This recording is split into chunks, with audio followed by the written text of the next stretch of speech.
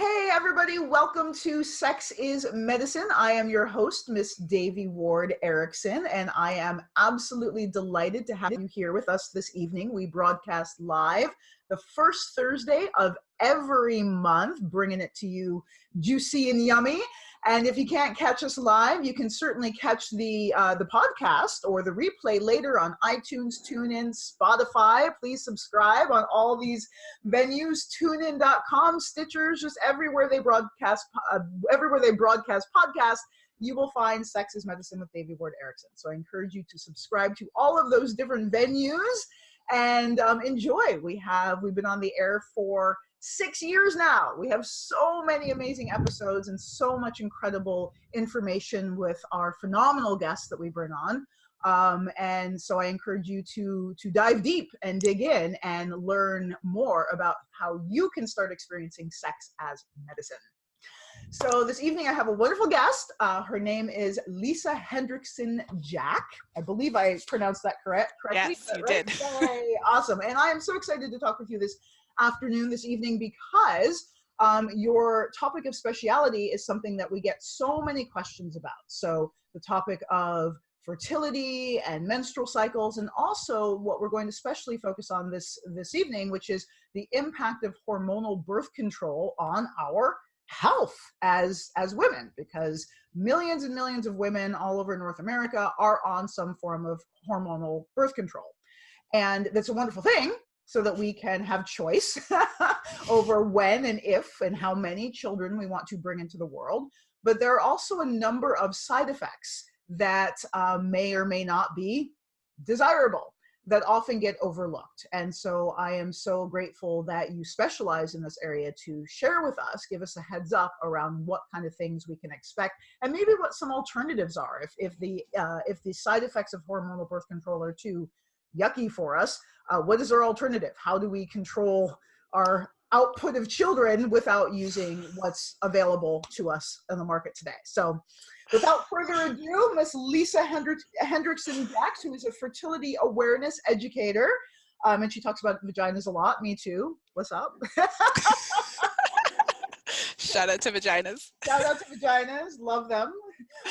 And she's a certified fertility awareness educator and holistic reproductive health practitioner who teaches women to chart their menstrual cycles for natural birth control. Love that.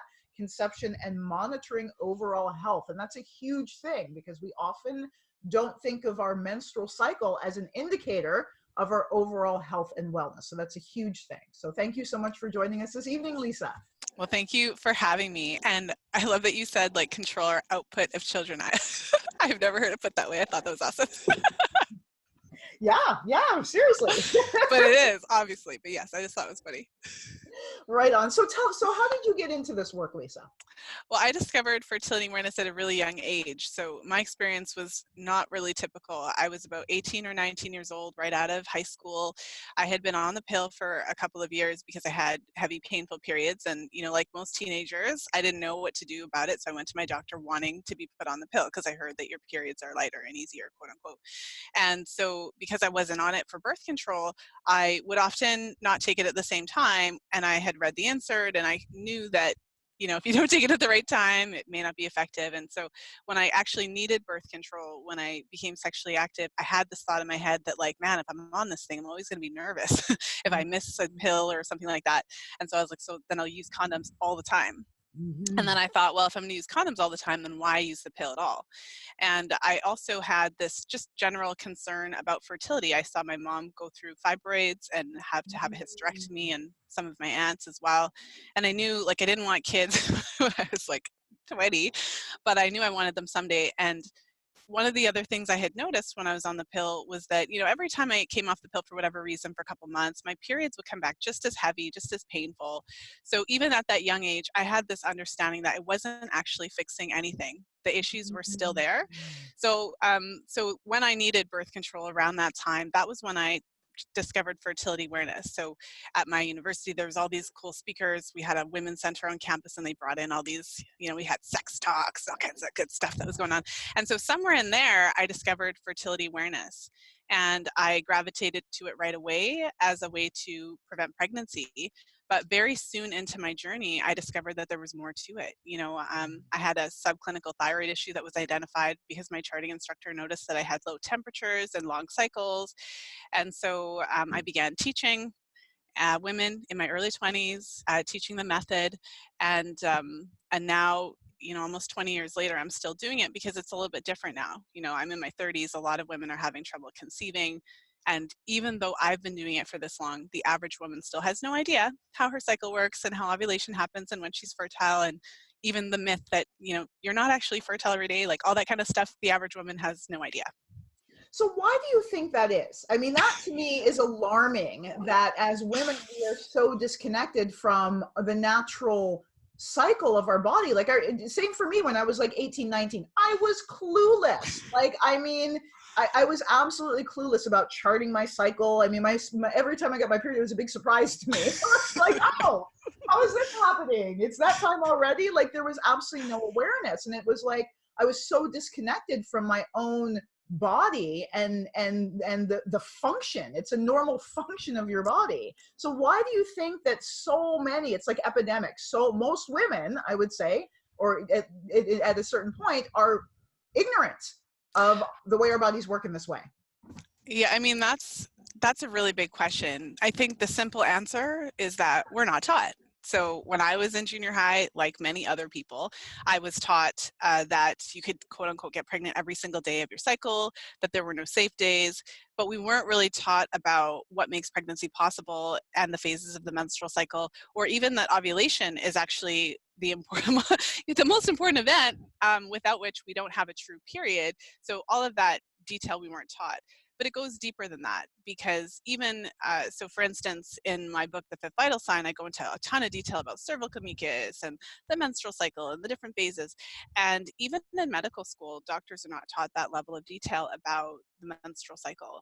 They're obviously taught about the menstrual cycle, but in terms of the cervical mucus patterns and all of, like there's more than four, but in the book I talk about the four main types of cervical mucus and when we produce them and what they do and how they can screen out abnormal sperm, and it just goes on, but that level of detail isn't taught. So there's a deeper fundamental issue. I mean, if you look at modern medicine, the majority of it is based on the study of male animals and male bodies. So even in the actual research, often women's bodies are considered to be too complicated because we got all that hormone stuff going on.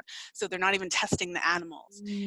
It's coming out in medicine, even the way that we diagnose heart attacks. Women have different symptoms and different ways that we react. It's only now that they're teaching doctors like, okay, women react differently when they're having a heart attack, and this is how, these are the signs to look for. So it's a bigger issue. And I think just by touching on it, like as women, we've basically been neglected by the medical system. Thank you. Thank you. And so I'm going to invite you to, what is the name of your book once again for our audience? The Fifth Vital Sign. The Fifth Vital Sign. And yay, thank you for showing us that cover. Yes. Awesome. And the cover, I asked my designer to make it look like a vulva, but like not actually like a vulva. So this was his artistic vulva. That is absolutely perfect. And so we'll talk a little bit more about all the juicy detail that's in your book a little bit later in the show.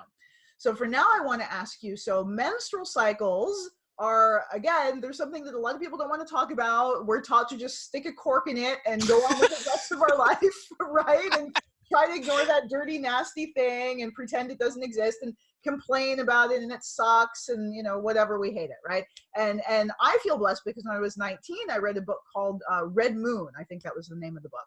And it taught me to embrace and celebrate my menstrual cycle. And so for the last, 24 years, I love my moon. I love my period. I look forward to it. I'm like, yay, period, because it's a time to go in and self-connect, and it opens this portal into our consciousness. It's like an altered state of consciousness. So I love it. And another thing, though, is that understanding our menstrual cycle as an indicator of our overall health. Again, we're taught to ignore it, not to actually look at it and examine it and use it as a signpost for how healthy we are as an organism overall. So could you tell me more about that? Yes. Well, I mean, a lot of it's everything you said. The stereotypes about the menstrual cycle that we're taught is that it's dirty, that it's inconvenient, that it's gross, that it's necessarily a negative experience. So a lot of women, even though it's really common for women to experience pain with their menstrual cycle, like I did, I always had pain with my periods when I was in my teenage years, but we're taught that that's normal and to be expected. So, you know, even to this day, a lot of women have moderate to severe pain every time they have their period, but they just think it's normal. It's the curse. There's a lot of religious taboos. So there, you know, it just goes on and on and on. But I suppose there's one of the main things to know about the menstrual cycle and to try to change some of those negative implications is that for women of reproductive age, the menstrual cycle is an indication of our overall health. So, you know, I argue, and I'm not the only one or the first one to argue, that the menstrual cycle is actually a vital sign. So if you think about the most common vital signs that we're used to, it's like our heart rate, our body temperature, respiratory rate, blood pressure. So if you were to go to the doctor and they measure your vitals, we all know that there's a normal accepted range. And if it's too high or too low, not only does it give an indication in general that there's something wrong, but also specific. So if your blood pressure is too high, it's like, okay, these are the conditions that could be causing it. And so the doctor has a roadmap of what to look for. So when we think of the menstrual cycle, I always like to break it down, because when I say menstrual cycle, we think period, like that's the only thing that happens. So it's like you have a period and then fast forward and then you have another one. But if you take the menstrual cycle and break it down, you have your period, and then, you know, you have several days as you're approaching ovulation, before you start to see cervical fluid. And then you have several days of cervical fluid prior to ovulation. So for women who aren't familiar, your cervical fluid either looks like creamy white hand lotion. It can look like clear, stretchy, raw egg whites. So you can like form a thread between your fingers if you pick it up. And for some women, they might just notice that, you know, if they're going to the bathroom and they're wiping themselves, it feels really slippery on a couple of days of the cycle, but they might not have a lot that they can actually pick up. So however it looks like for you, we typically make that cervical mucus 2 to 7 days before we ovulate. And then you ovulate in a healthy cycle, and then your period would come 12 to 14 days later. And so I think what's missing from the conversation is that ovulation is how we make our main ovarian hormones, estrogen and progesterone. We have receptors for these hormones throughout our body, and also testosterone, I should mention as well. But we have hormones or receptors for these hormones throughout our entire body. It's not just in our reproductive system. And the production of estrogen and progesterone cyclically, an average menstrual cycle is about 28 to 29 days, although it can fluctuate from about like 24 to 35 days. And if you think about then an average healthy cycle, you would have predominantly be producing estrogen during the first half. And then the second half, you'd predominantly be producing progesterone. And so these hormones have very different roles. They support each other. Estrogen is proliferative, it causes things to grow. Progesterone causes the cells to mature. So this is a long way of saying that your period, your ovulation, your hormone production affects your breast health, your heart health, your bone health. And when you're not ovulating regularly and having a menstrual cycle, it can negatively affect these normal processes, increase your risk of developing certain cancers. And you know what I always say is, even if you never want kids in your life, you probably want bones that are healthy and that are strong. And just, you know, for women who do lose their periods, often that's something that we see for women who are really athletic. Hypothalamic amenorrhea is a good example of that, where it's characterized by a combination of stress, over exercise, and under eating. So basically you have women who are exercising a lot, not necessarily eating enough to cover their deficit, and then they lose their periods, so they stop ovulating. And in cases like that, these women are more likely to develop osteoporosis, right? Like, that's crazy. We think osteoporosis like 80-year-old women, but we have 20-year-olds that have signs and symptoms of that because their menstrual cycle is disrupted. So at some point, we really have to recognize, like, the cycle is more than just about babies. For women of reproductive age, it's about overall health. Yeah. Wow. Yeah, because you're a great point. When we say menstrual cycle, when I say menstrual cycle, I'm thinking of the period of time when I'm bleeding, right? I'm not really thinking of the rest of the month and these like hormone levels. And yeah, wow, wow. So I'm going to ask you the golden question that I get so often. And this is it safe to have sex on your period? And when we say safe, I'm thinking more from the health perspective. I think that's what people are wondering. Like, is it going to damage me, or is it going to damage my partner to have sex while I'm bleeding? Mm-hmm. Well, I mean, yeah, that's a great question. And I think that ultimately the reason that we would even have that question, have those thoughts around it to begin with, is because of the huge taboo around menstruation. So I mentioned briefly that there are certain religious practices, you know, that talk about menstruation. And so in certain religious traditions, it is either completely not allowed for women to have sex, or even touch their partner, even prepare food for their partner Yes. during their period and for several days later, so that we can confirm that there's no blood. Like, the thought of touching the blood would make you, unclean and dirty. So it's important to just point out that there are, even to this day, certain religious traditions where it's not allowed for a woman to be touched. So there's a very deep taboo against period sex. From a health perspective, however, there's no real evidence or anything that I've seen that would indicate that there's an actual danger to either the woman or the man, or whatever gender combination is happening. So that is more of a taboo as opposed to like a legitimate reason why you shouldn't have sex during your period. Yay. Amen. So I'm going to give you guys, for those of you who ask me, I'm going to give you my opinion from the tantric perspective. What I was understanding was in terms of the energy body. So when we're actually bleeding, our downward voiding winds are in a downward flow. And so there is some consideration of, if you're having penetrative intercourse, that may reverse the flow of the winds. So it's suggested to not for the first 1 to 3 days of your bleeding cycle. That being said, my opinion is that the body knows best. And if you are horny and you want to make love on your period, then you should do it. Yeah. We have Lisa telling us here that there's no health concerns. There's no contraindication from a physiological perspective. So I encourage all of us who enjoy making love while we're bleeding to go ahead and do it guilt-free and shame-free. All right, so all that stuff about periods. Now let's talk about birth control, so contraceptives. So that is, again, it's a big issue because it's impacting our hormonal balance. And you just explained for us so brilliantly and beautifully how that hormonal balance throughout the month can impact our overall health. So when we throw hormonal contraceptives into the mix, what happens? Well, I mean, again, that's a big question, but I think what immediately comes to mind that we don't necessarily talk about enough is the impact of birth control on libido. So especially on this show where we're talking about sex and wanting it to be enjoyable and wonderful and magical, I think it's really important to know that the hormonal birth control, the pill, any type of hormonal birth control, has a negative impact on our hormone production. So as I mentioned, in a regular menstrual cycle, as we approach ovulation, we're making estrogen, we're making testosterone. After ovulation, we're making progesterone.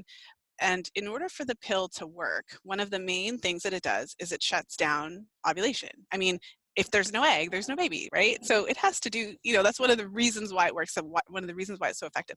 But what it means for your ovaries is that it's actually shutting down your normal ovarian function. So you go from producing your normal estrogen and progesterone and testosterone to producing very little. So there's a couple myths about the pill that I always like to smash whenever I have an opportunity. So one of the myths is that the pill makes you either regulates your cycle. So it doesn't. It shuts down your cycle. It suppresses your cycle and replaces it with a fake hormonal cycle. So it prevents you from ovulating. So you're not getting a true period when you're on the pill. You get a withdrawal bleed. I know a lot of women are like, what do you mean I don't get a period when I'm on the pill? But it's not actually a period because you didn't ovulate. The other myth is that it makes your body think that you're pregnant. So no, when you're on the pill, if you were to look at the natural hormone production of a woman on the pill, it would more closely resemble a woman in menopause. Because when you're in menopause, your ovaries are inactive, you're not producing significant estrogen and progesterone or testosterone. So those levels would be lower. So then when you hear like, okay, 21-year-olds on the pill having like vaginal dryness and stuff like that, then all of a sudden it makes sense. So testosterone is key to this conversation. So when you're on the pill, it dramatically suppresses your normal testosterone levels by upwards of 60%. And so this is a hormonal response. So this is something that they can test with a blood draw. Often we hear, the pill and side effects, and it gives us the idea that only some women have side effects. So the testosterone lowering effect is across the board because it's a physiological response to shutting down ovarian hormone production. And when you're on the pill dramatically increases your production of a protein called sex hormone binding globulin. So if you've ever seen one of those like demonstrations with a magnet and the iron filings, and all the iron filings go to the magnet. So your free testosterone, like what the testosterone that's flowing through your bloodstream that would be available to your tissues and your cells, becomes bound by, because we have an increase in this SHBG. So then what happens is, even though as women, we make about 90% less testosterone than men, we need it it's key to our libido. It keeps our vulva, our vagina juicy, flowing, all of that good stuff. What happens is, and the tissues are very sensitive to testosterone. So when we take all of this, like 60% of the testosterone like offline, then you're more likely to develop pain with sex. The libido goes down. There's some really disturbing studies that have shown that the tissue around the opening of the vagina, so the vaginal opening, the introitus, thins out. So the actual tissues thin, making you more likely to experience painful sex. And there's some really disturbing research that has shown that the pill shrinks the clitoris. There's no nice way to say it, just have to put it out there. So there was a study that I looked at where they actually measured the clitoral volume, and they measured the volume of the tissues in the vulva, and they found that all of the participants experienced a reduction in clitoral volume, meaning that the clit shrunk in everybody, and the average reduction in clitoral volume was 20%. So Ladies, yeah. this is important. So I just want to say, if a man's penis shrank because of anything he was taking, it by would an average of 20%. 20%. It would be taken off the market. It would be like, it would be thrown in jail. Oh my God, 20%. Well, yeah, and whenever I talk about this, of course, women get freaked out. So that when you look at the pill, when you look at the research, there's no evidence to support the idea that this is permanent and that, if you go off the pill, these things don't rebound and change. But this is a very specific response that our tissues are very sensitive tissues in our vulva area, because they're so sensitive to testosterone. Like, this is basically what happens when we deprive these tissues of testosterone. So for women who've been on the pill, or who have girlfriends and have had conversations about the pill, there's a running joke that the pill works because you don't have sex anymore. And I think it's just really important as women for us to just talk about it and acknowledge it, because the reason that I'm so outspoken about it is because I think that we all know that some women then, maybe they're on the pill and they don't really have a libido. They just think that it's them. So they, especially if they were put on the pill when they were a teenager, when I was 14 or 15, like, I didn't know what my libido was. So if I had been put on the pill and then like just living my life, I wouldn't know that that was potentially like a less of, like I might have just thought, oh, I'm not that sexual. I've heard women say this. I just thought I just wasn't that sexual. I just didn't want it. And so you have women who then take on that identity, all because no one just told them the side effects. So I want to be clear, like, I'm not saying no one should use the pill. For me, when I talk about the side effects, it's because I feel like we need to have that informed consent. Like, we need to know. And then if you go on it and you notice, like, whoa, my libido's really down, or my vagina's super dry, or man, sex is starting to feel a little bit more uncomfortable, or it's harder for me to achieve orgasm, or the actual feeling of the physical feeling is less intense than it was before. Because these are all, like, when they do these research, they go through all that stuff. Like, are the orgasms you're feeling less intense? Is the sensation less? All of those types of things. Then we can have that heads up. And if we ever experience those symptoms, we can say, you know what, let me just go off of it for a couple months. I'm just going to give it just let my hormones kind of restore. Let me see if my libido changes or comes back. Let me see if it's related to this pill thing. Wow, I think I remember vaguely. I vaguely remember reading a study or coming across my radar that they did studies on some kind of hormonal birth control for men, and the side effects were so severe that they severe. Yeah, they just like took it off the market. So I mean, like, these are significant side effects that are not commonly known. I've been hearing about the pill since I was 15. Never heard about shrinking clitoral tissue, suppressing the libido, all that stuff. And what you just shared about it really stands out for me. The fact that we are replacing, when we're on the hormonal contraceptive, we're replacing our normal hormonal cycle with a chemical hormone, so an artificial hormonal cycle that we're suppressing what's natural for us and then putting something on top of it that's artificial. Mm-hmm. That's phenomenal. And sorry. And to take that a step further, what you said, so we're often told it's estrogen and progesterone. So we think that when we're taking these pills, it's our hormones. So you can't patent and sell like natural hormones, because anyone can access natural hormones. So in order to put my name on it and patent it and sell it, I have to change the chemical structure just enough so that it's mine. So the chemicals in the pill, like the estrogens and the progestins, are not the same as what is found in our body. It's not even found in nature because it's made in a lab.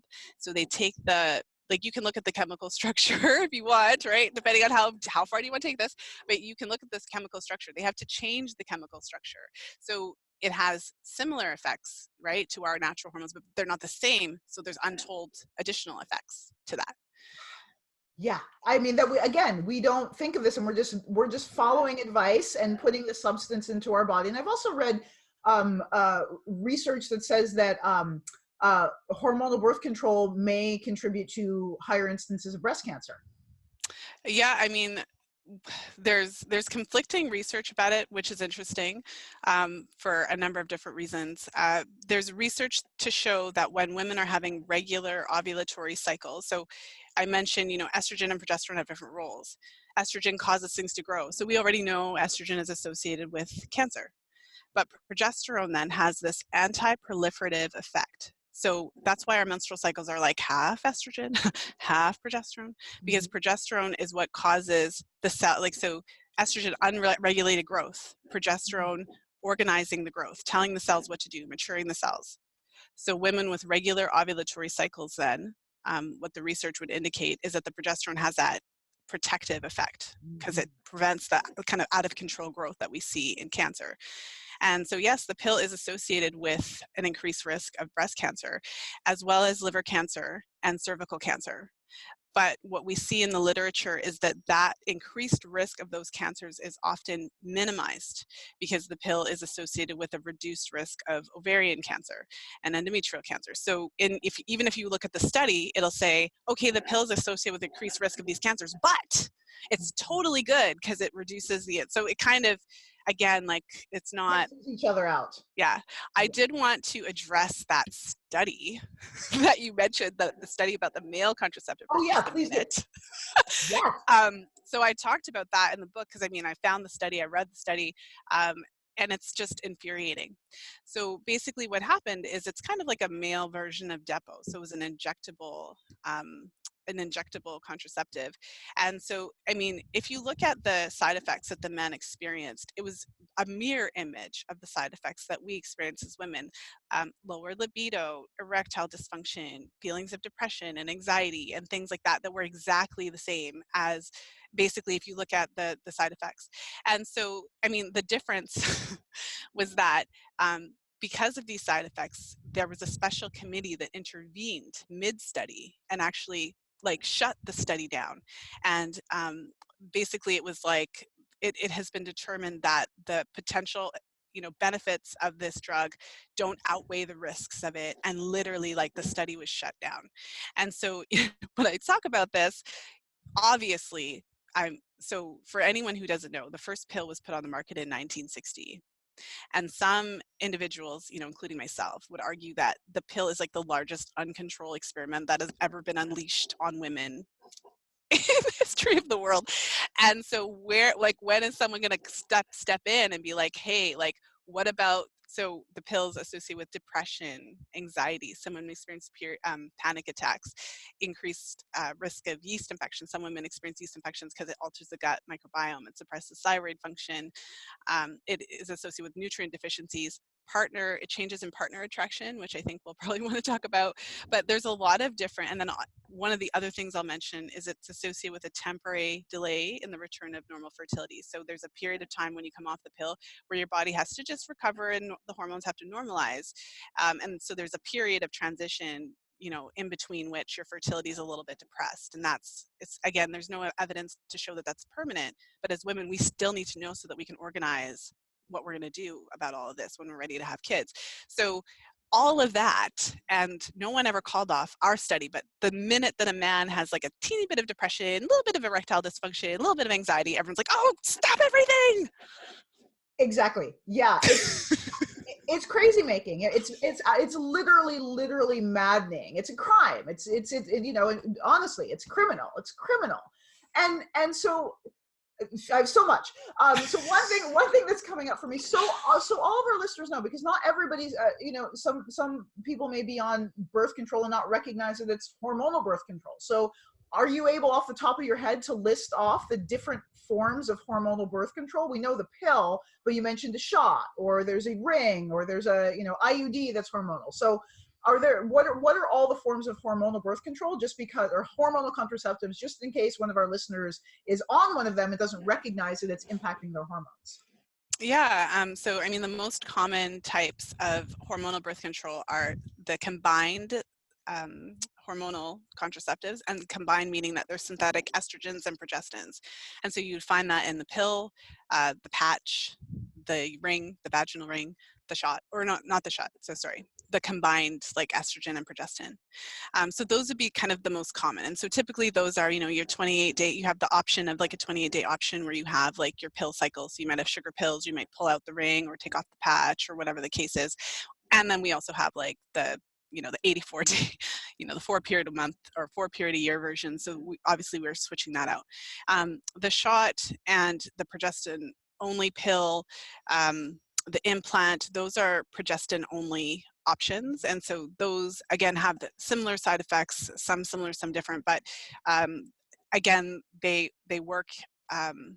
There's 3 main ways that all hormonal birth control works. And I'll also put the IUD, the progestin only IUD, in that category. So the 3 main ways, we already talked about how it suppresses ovulation. So that's the first, but not all types of hormonal birth control fully suppress ovulation. So for instance, with the hormonal IUD and some of the progestin only versions, ovulation isn't always suppressed 100% of the time. So sometimes, you know, an egg pops through, but one of the other modes of action is thinning of the endometrial lining. So the endometrial lining is too thin to be receptive to a fertilized, you know, embryo, or fertilized egg. And then also they block the cervix. So the cervix is blocked with a thick mucus plug, and that's the entrance. Like that's where the sperm have to get through to get to the uterus and the fallopian tube. So they can't make it. But I think it's important for a lot of women are told like, oh, go on the, you know, progestin only IUD, you just get to keep ovulating and it's all good and your hormones are basically the same. But whenever you're taking a hormonal birth control, it's just important to know that it is hormone. The hormones don't stay in your uterus. I think that's one of my favorite myths, like, oh, just take the IUD and it just like, as if the hormone, like as if you don't have a circulatory system and like it's not going to go through your bloodstream, it's going to stay in your uterus. So that's a myth. So it's just important to know that. And so even if ovulation is still occurring, it doesn't mean that you're having like a normal cycle. And again, like the reason that I share this is just because I believe we have a right to know. Yes. Some women will ask me, they're like, well, how could you, you know, even say a woman should use the pill? Like we need to have all of the options available. You know, we need to have, that's why there's a menu of all these different types of birth control where different women, even as a fertility awareness educator, I don't think that every woman should use fertility awareness because it's not right for every woman. And even for the women it's right for, it's not necessarily right at every stage of their reproductive life. So we need to have all the options, but we need to know what the risks and benefits are. We need to know how they work, and that allows us to make decisions. So some women are going to say, okay, this is too much for me. No, thank you. Some women are going to say, oh my goodness, I'm so glad I know what the risks are. I'm going to use it. If I experience any side effects, at least I'll know to ask. And then also, like, if I know that it could impact, like, has a temporary impact on my fertility, maybe I get off it, you know, a year or so before I want to start having kids, you know, that type of thing. And then other women are going to use it for just as long. And that's all I want. I just want everyone to like know all the information, and then we can make these proper decisions for us. Absolutely. Informed consent. Yeah. That's what it is. Informed consent. These are the side effects or the repercussions, and then we're able to make a clear choice, as opposed to, oh yeah, my doctor just told me to do this thing and I have all this fallout in my life that I'm not even aware of. That's a side effect of this pill that I'm taking. Yeah. So go on. Oh, I was just gonna, because what came to mind is that, so the pills associate, for example, with increased risk of depression. And there was a study that came out, and, you know, teenagers who were on the pill overall had a higher rate of antidepressant use. So teenagers who were on the pill were more likely to be put on antidepressants. So this is the problem, because then, like, you're on the pill, you feel depressed, you go to the doctor, you get put on antidepressants, but no one's saying like, okay, wait a minute, we know that the pills associate with an increased risk of depression. Let's just, before we put you on antidepressants as a 16-year-old, maybe let's just take you off the pill for a couple months and just see if it improves. Like, this is a conversation that I feel like needs to happen. Same thing with low libido. You've got women in therapy trying to like work through their childhood issues, and like they could just be having low libido because of the pill. Like, we just have to open up the conversation. That's all I'm saying. Absolutely. It's huge. I mean, so many pieces of the puzzle are clicking into place for me with this conversation, like the vaginal pain issue that so many women struggle with. Yeah, low libido, huge issue. And like, I had no idea that being on the pill caused low libido or would cause your genital tissue to atrophy. Like, that's a huge side effect. Yeah. And so many women think that their vaginas are broken or they're inherently broken because of side effects from the pill. Again, that's why I say it's criminal. Absolutely. Well, then they go to their doctor and, you know, what are they given? Maybe they're given some drugs, maybe they're offered surgery for the pain, you know, those types of things. And so one of the examples that I share in the book, and I had, you know, interviewed this woman, I had her on my podcast, and then I shared her story in the book, but she experienced pain for years. She went to different doctors. Finally, she went to a surgeon who told her about vulvodynia, and she was like, oh my goodness, this is like, finally there's a name for what I've been experiencing. And the doctor recommended surgery. So they went in and they figured out where the pain was. They removed the tissue, still the pain. And in her case, it wasn't until she actually kind of found out just inadvertently that the pill could be related. It could be related to the dramatic reduction in testosterone that we talked about. The article recommended testosterone cream, and that was what finally got rid of the pain for her. Because again, this is an effect of the dramatic suppression of testosterone that is caused. So again, like, for women listening to this podcast right now or watching right now, this could be that piece of information that they didn't have because no one ever said, just like, oh, there could be a link and it could be related to testosterone and this could work for you, as opposed to like years of pain. Exactly. I mean, the fix is so, and it's so easy to test. Like, if you're able to, we're going to talk about the fertility awareness techniques. If you're able to go off the pill and replace it, or hormonal birth control, whatever it is, and replace it with some of the techniques that you talk about, and just test it out and see what happens to our bodies. And yeah, it drives me crazy because low libido, and then they designed a pill to address. Yeah. So we're taking another pill on top of a pill on top of a pill when the root cause of the issue is the first pill that we ever took. Yeah. Well, for any woman who's struggled with low libido or painful sex or any of those types of experiences and is on the pill, I think the first thing that literally the first thing I would say is, well, you know, before you jump to conclusions and pay your therapist and before you do any kind of like invasive stuff, like, just, I would say that we know there's a link, so just try this first, and it's cheaper. But I get that it's complicated. You know, I think when I'm a child of like the 80s and 90s, and I fondly remember, like, when I was a kid, they promoted condoms. Yeah. I mean, it was also a different time, so there was more fear about HIV and AIDS. That was like a big thing in the 80s and 90s, so it was condoms all the time. But when I was growing up, condoms were taught as an effective way to prevent pregnancy, and these days it's very different. It feels like we're taught that, you know, not only is the pill the only option, but we got to go to IUDs and injectables and implants, because as like even the thought of taking a pill every day is like too much. We can't trust women with anything. We got to just stick them with stuff so that, and I'm not saying that like these methods are necessarily good or bad, but I'm just saying we've really shifted from condoms. So I think it's also just important to know, like, there are individuals out there who can't take birth control. Like, there are women who are too sensitive to like estrogen and things and they can't, or women who've had negative experiences or just choose not to, who successfully prevent pregnancy. So condoms, when used correctly, up to 98% effective. You know, some women opt for the copper IUD because it's non-hormonal. You know, the copper IUD doesn't necessarily work for every woman, but it is an option, and some women find it to be very helpful, very effective, obviously, you know. And then in addition to that, you know, it's like the dirty little secret. You know, some couples use withdrawal. I talk about it just because people use it, and I know that, again, we're told that it's basically not a method, but when used perfectly, up to 96% effective, which is interesting because we're not talking about that. Yeah, 96% effective, and condoms, up to and condoms are up to 98%. So that's huge. So I just want to say that, like talking about condoms and stuff, the thing that prevents pregnancy is the lack of sperm. That So my favorite form of birth control that I've been practicing for 10 years is semen retention. When men learn to control their ejaculation response and have non-ejaculatory orgasms and ejaculate only when they want to and choose to, and it's a collaborative event with their female partner. No, I'm not ovulating anymore because I practice fertility awareness. Yes, my cycle's in the next 3 days. Let's make love and you can ejaculate now because it's safe. I'm not even a pregnancy scare. So what I removed from the equation was semen.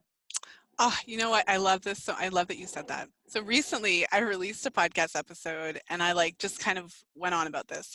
There was a woman who released kind of like a controversial post. It went viral and it was, I think she titled it My Twitter Thread on Abortion. So if you want to like Google that, but basically she went off on this like long tangent about how men are responsible for all unplanned and unwanted pregnancies because of their irresponsible ejaculation. And you had all these women up in arms like, oh my goodness, how could you say that it's not his fault, et cetera, et cetera. So exactly what you said. The way that I look at it is that we have an interesting culture that's really trying so hard not to interfere with men's pleasure. Everything we do is like we're trying to not interfere with their pleasure. So we have to make our bodies resistant to sperm so that they can ejaculate inside of us so that their sexual experience is not interrupted. Yeah. Yeah. So if you think about it that way, because what does the pill do? It, again, stops ovulation, thins out the endometrial lining, and then prevents the sperm from being able to access our uterus, right, with that mucus plug. So essentially, we're making our bodies resistant to sperm and making it so that they can men can just ejaculate inside of us. So for me, I have a different perspective. I have never been on the pill for birth control. I have taken the pill, but I never used it for birth control. So in my entire life, I have never had, there's no man that I've ever been with that had the ability to just ejaculate inside my body whenever he wanted. It always had to be explicitly planned because I use fertility awareness. So the only time ejaculation could ever happen inside of my body was when I'm charting and I'm confirming ovulation. We know that, the egg is dead and gone, etc. Now we can do it. And I think it's just an incredible, how do I even say it? But just such a state of entitlement that men can think that you can just use women's bodies this way and just ejaculate inside. And then when she gets pregnant, you're like, how did this happen? So I'm going to get off my high horse in just 1 second. But, I'm with you. I feel you. But basically, I know it's controversial, but I would propose just another thought for everyone to just chew on. What if men only ejaculated inside of women when they were explicitly trying to get them pregnant, and in all other circumstances took full responsibility for their ejaculations and either withdrew or used a condom every single time? What would the world look like? Amen. I'm with you. Absolutely. That is like fundamental instruction in what we teach with Tantra. It's like mindful ejaculation. And here's the thing, it increases pleasure. So when a man separates orgasm from ejaculation and becomes multi-orgasmic, like my husband's non-ejaculatory orgasms are toe curling for him. And he has like 10 of them. I mean, like, it's phenomenal. They are more pleasurable than the most pleasurable ejaculatory orgasm he's ever had. So that's the thing. You actually increase pleasure by practicing semen retention as opposed to decrease pleasure. And I am absolutely with you that indiscriminate, unmindful ejaculation is the root cause of unwanted pregnancies, not women's sexuality. It really is. And yeah, and I hear you. And how bonding that is to be in relationship with someone where you're on the same page about your cycle and your sexuality and being mature and responsible. That's the thing. We're not taught how to be mature and responsible about our sexuality in this culture. So it's so mature and responsible to track your cycle as a couple and have agreements about when he's going to ejaculate inside of you or not. And then you're both, it's like, it's a team sport. You're doing it together, which is what a fucking mature relationship should be. I mean, well, and prioritizing her pleasure. So for the record, you cannot, okay, so this is my opinion. I've talked about all the science and the testosterone, etc. But now let's just talk. I don't believe that you can actually experience the true, full expression of your sexuality while on the pill. Impossible, because your testosterone is suppressed by over 60%. You can't experience the full the fullness of your orgasm, the fullness of that, those sexual expression as a woman. And so in terms of if we were really going for like, what could I do? Let me hack having the like the most blissful, amazing, connected, intense, wonderful sexual experience possible. It wouldn't be by taking a pill that suppresses your testosterone, shrinks your clit, and it wouldn't be that. So I feel like obviously one of the missing pieces even from educating our teenagers, both boys and girls, about sex is pleasure. It's like the secret that no one wants to talk about. Like, we do it because Exactly. it feels good. Can we just talk about that? And it's supposed to feel good. And as women, you're supposed to be able to have orgasms and to experience that pleasure and joy and all those types of things.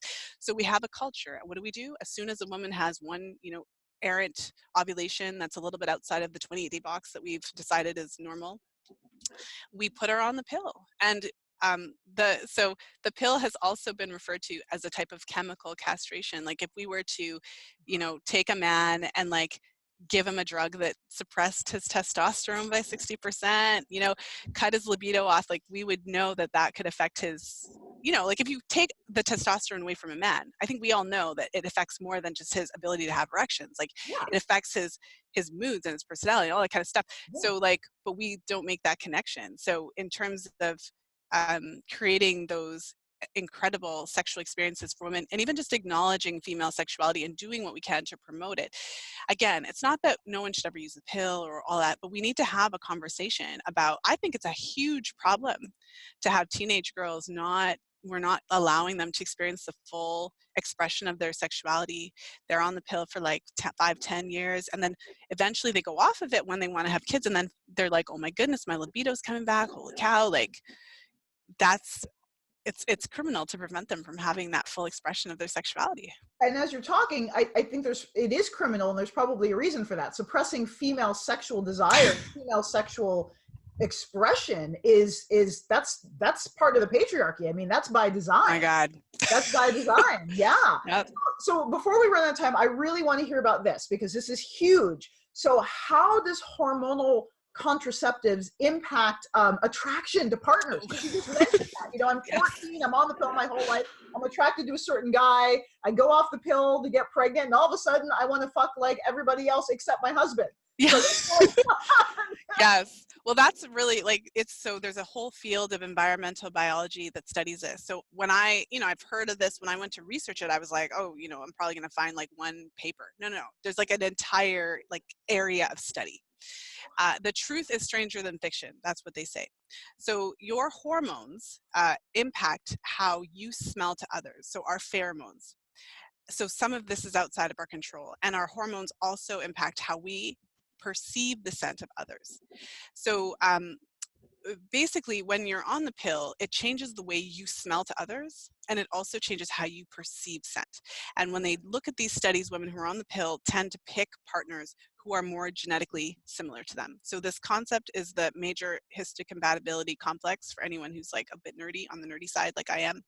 But basically, your scent that you give off is connected to your genes. So basically your genes determine the scent. So this is very biological, very science, but basically what happens is when you're not on the pill, you're more likely to be attracted to someone who has a scent, and their genetics are more dissimilar to yours. So that would encourage like, that whole concept of like strong breeding and all that kind of stuff. But when you're on the pill, you're more likely to choose a partner whose genes are more similar to yours.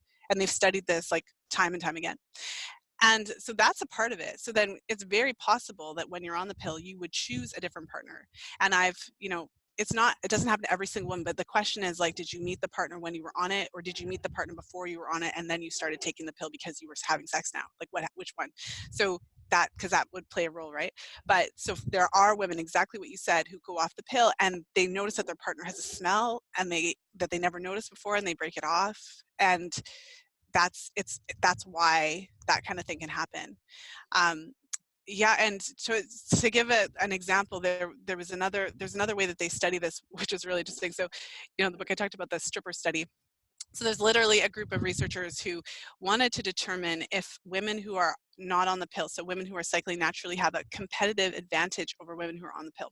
So, enter the stripper study. So they had women who were working, as strippers in a strip club, and some were on the pill, some were not, right? So we have the control group, and so the women who were cycling normally, not on the pill, they measured in tips. That's how they measure Uh-huh. so the women who were not on the pill, their tips went up significantly during ovulation. And so they were kind of higher in the follicular phase, specifically higher in ovulation. And then in the, premenstrual, they were kind of consistent. And the women who were on the pill, it was just the consistent. There was no like change. Spikes. Yeah. Mhm. So on average, the women who were cycling naturally earned $83 per shift more.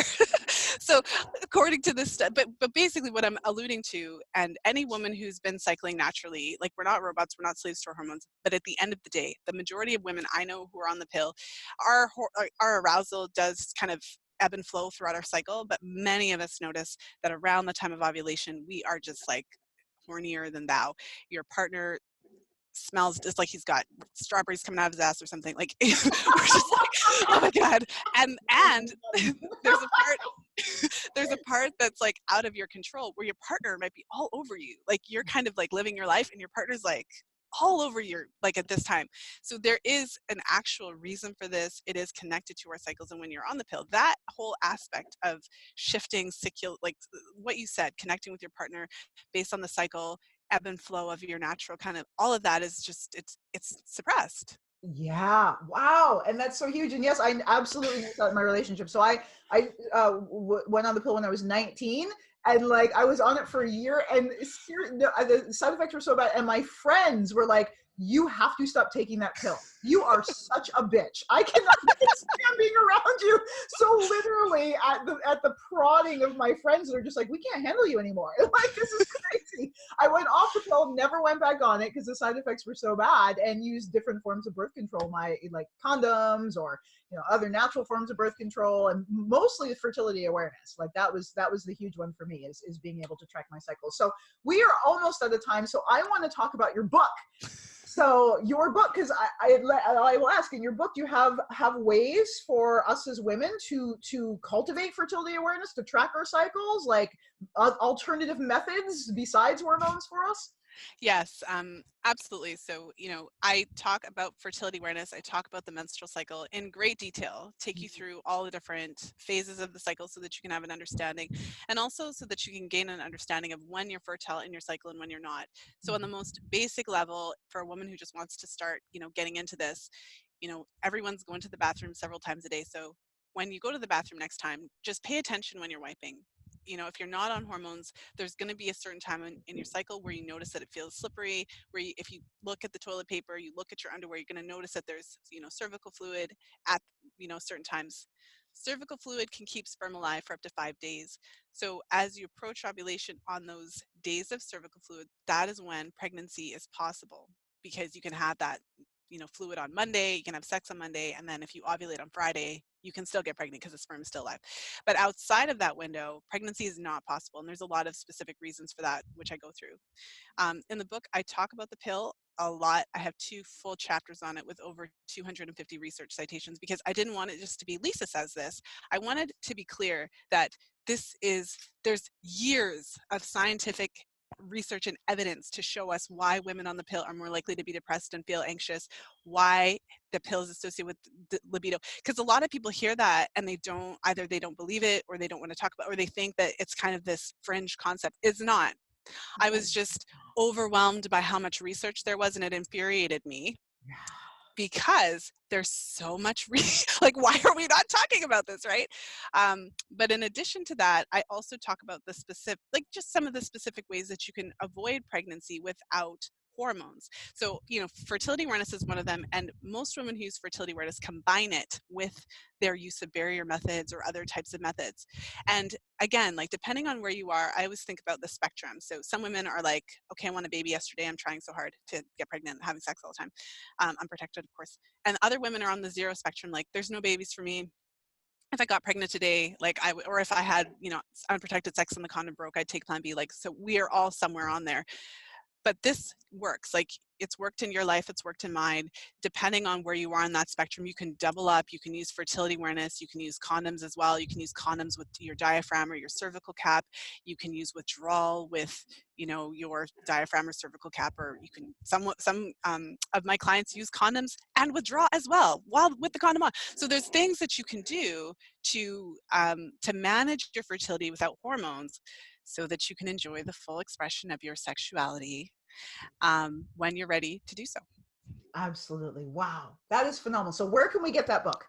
Well, it's available on Amazon in paperback, ebook. I recorded an audiobook as well, so it's in all 3 of those versions. And I'll hold it up again. Thank you so much for, oh, okay, thanks. The 5th vital sign. I love that. Yay. 5th vital sign on Amazon. And then for people who want to work with you, who need some support, where can they find you? Well, thank you for that. So my main website, fertilityfriday.com.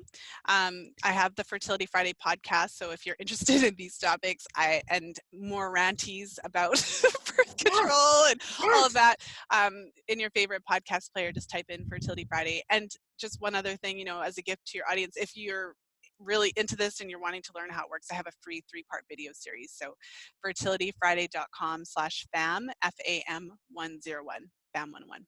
Okay, awesome. And we'll put that link below this this video and this post. We put this on our blog and make sure everyone can see it. So we'll put all those links in the blog so people can connect with you directly.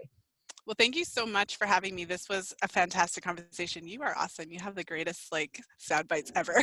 Oh, thank you so much. I mean, this is, like I was saying, like, so many puzzle pieces were falling into place because I deal so often in my work with vaginal pain and low libido, and the link to hormonal birth control was like not anywhere on my radar. And one of the things that I was thinking that's really interesting is that one of the functions of some of the tantric methods that we recommend to address low libido and vaginal pain is in naturally increasing testosterone. So imagine that. Exactly. So that's one of the ways that the exercise, the function of the exercises that we recommend, naturally increases testosterone levels in the bloodstream, and so libido returns and juiciness does too. So that's just, it's incredible. Thank you so much for the work that you're doing in the world, and I am so excited that everybody gets to access you. And yeah, and we will talk again for sure. Yes, definitely. Thank you so much for having me. This was awesome. You're so welcome. Thank you everyone this evening for watching and sharing. I hope this was as aha rich a show for you as it was for me. Make sure that you listen to the replay if you weren't able to catch us live, and I would listen to this over and over again. Content rich with so much amazing information. Make sure you check out Lisa's book and check out her website, fertilityfriday.com. And of course, you can catch us in between shows at authentictantra.com, and you can catch us live the first Thursday of every month, and the replay on iTunes, TuneIn, Spotify, Stitcher, all those good places. Thank you so much for your support, and much love and many blessings to you. Have a beautiful month.